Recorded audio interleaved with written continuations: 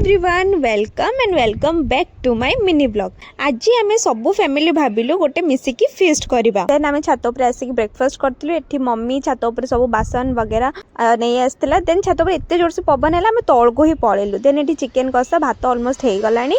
And एठी देखंतु mummy और माउसी तांकर भात गाळुचंती। मु एठी टिके चिकेन कषा नेकी टेस्ट करथुली लूण वगैरह हेइची कि नाही।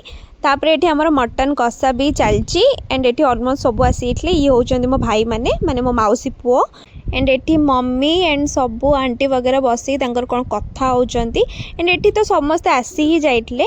देन रुसे सारी की आमे छात ऊपर जाइतलु। एठी मटन भात एंड चिकेन देन माछ भी हेइतला। माछ भी ऑप्शन रे थिला। जे माछ खाइबो से माछ भी खाइ परिबो। देन एठी सलाड पई भी काटाकुटी करी सब रखाई साइतला। मु एठी पांपड़ नेकी ऊपर पळे आस्तिली। मु समस्त को लेंबू लूण जे न बाटले दे देइतली। बट मो भाई को देला बळे डायरेक्ट तळे पड़ी की ता प्लेट रे ही पड़ियाला। एंड थैंक गॉड खाइबा टाइम रे पवन टोटाली नथिला। तो समस्त आराम से बसी की खाई पारथले। देन आमे समस्त लेंबू लूण दे साला परे एठी मु पानी दउथली जण जण को। एंड फर्स्ट जेंट्स माने सब बसी जाइतले।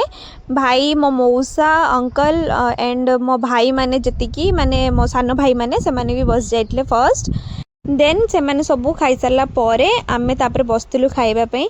एंड मु मटन खाएनी तो एठी बस दीदी मु रखी थिले मटन फोटो उठिया पई। बट आमे खाइले चिकेन। एठी लंका पाग भी हेची देखंतु। तापर एठी समस्त बसी जाइतले मम्मी आंटी वगैरह सब बसी जाइतले। आमे भी बसी की खाइबा स्टार्ट कर देइतलु। देन एठी देखंतु मो मम्मी पूरा बेलाटा को धरिकी बसी हेची जोटारे सलाड गुळा हेतला। सो या एठी मु व्लॉग को एंड करबी। फोन थर देखाबो नेक्स्ट व्लॉग रे।